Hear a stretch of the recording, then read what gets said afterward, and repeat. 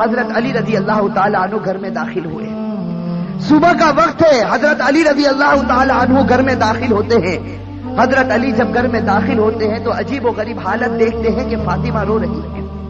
اب صبح کا وقت ہے، فاطمہ رو رہی، آنکھوں سے آنسو جاری ہے، اور حضرت علی دیکھتے ہیں کہ فاطمہ چکی پیسنے کے لیے تیار ہے، اور قریب میں پانی گرم ہو رہا ہے، اور قریب میں کپڑے رکھے ہیں جس کو دھونا ہے. اب حضرت علی حیران ہو جاتے ہیں کہ میں تو روزانہ صبح گھر میں آتا ہوں، لیکن کبھی میں نے یہ تو نہیں دیکھا کہ میری بیوی فاطمہ رو رہی ہو اور پانی گرم ہو رہا ہو، کہیں کپڑے دھلنے کی تیاری ہو رہی ہو، کہیں چکی پیسنے کی تیاری ہو رہی ہو. بس حضرت علی رضی اللہ تعالیٰ عنہ گھبرا جاتے اور اپنی بیوی فاطمہ سے پوچھتے ہیں کہ آخر یہ کیا معاملہ، یہ صبح صبح فجر کے وقت کیا عالم ہے کہ تم رو رہی ہو اور یہ ساری چیزیں تیار ہو رہی ہیں. روایت کے اندر ہے حضرت فاطمہ کوئی جواب نہیں دیتی. حضرت علی جیسے جیسے سوال کرتے فاطمہ کا رونا اور زیادہ ہو جاتا. حضرت علی بہت سوال کرتے اور فاطمہ دھاڑے مار کر روتی ہے. اخیر میں حضرت علی کہتے ہیں کہ تجھے خدا کا واسطہ ہے مجھے بتا دے تو کیوں رو رہی ہے، اور صبح میں یہ کیا حال ہے کہ پانی گرم ہوتا ہے، کہیں کپڑے دھلے جا رہے ہیں، کہیں کچھ تیاری ہو رہی، آخر کیا معاملہ ہے. بس حضرت فاطمہ رونے لگتی اور رو کر کہتی ہے کہ میں آپ سے کیا بتاؤں، رات کو میں نے خواب دیکھا.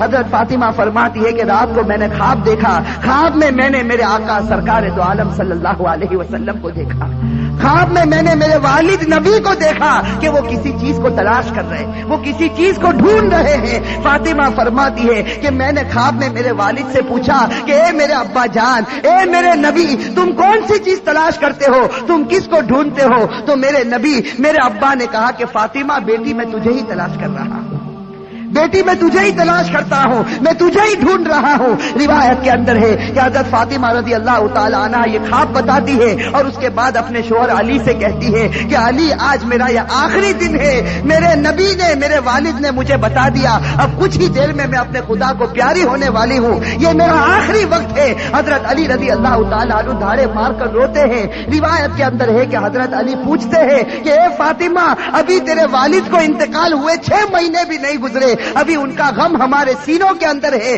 تیرا انتقال ہو جائے گا، ہم غم کو کیسے برداشت کریں گے؟ فاطمہ جواب دیتی ہے کہ علی اپنے شوہر سے کہتی ہے کہ جس طرح میرے ابا کی وفات پر تم نے صبر کیا تھا، میری وفات پر بھی تم صبر کر لینا.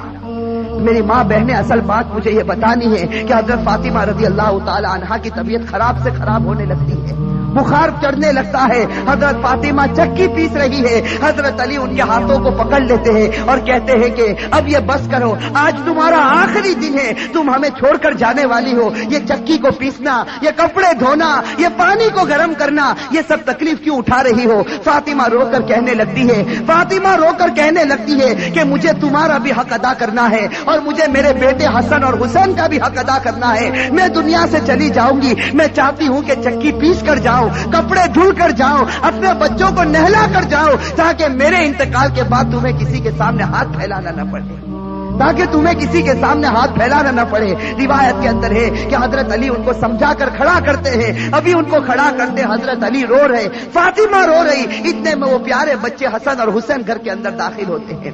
میرے بھائیو سوچو اس ماں کے دل کے اوپر کیا گزرتی ہوگی جو اپنے بچوں کو حسن اور حسین کو آخری مرتبہ دیکھتی ہے. حضرت فاطمہ دونوں بچوں کو اپنے سینے سے لگا لیتی ہے، حضرت علی رو رہے، فاطمہ روتی.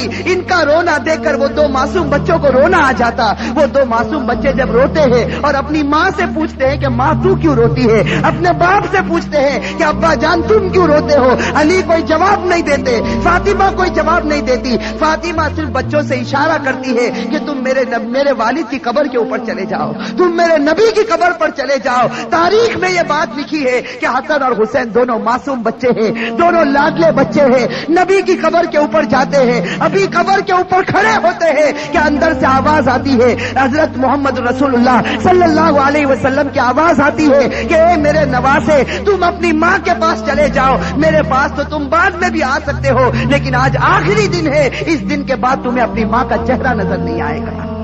میرے بھائیو سوچو ان بچوں کے اوپر کیا گزرتی. وہ بچے روتے پیٹتے گھر میں آتے دیکھتے ہیں کہ ماں بھی رو رہی.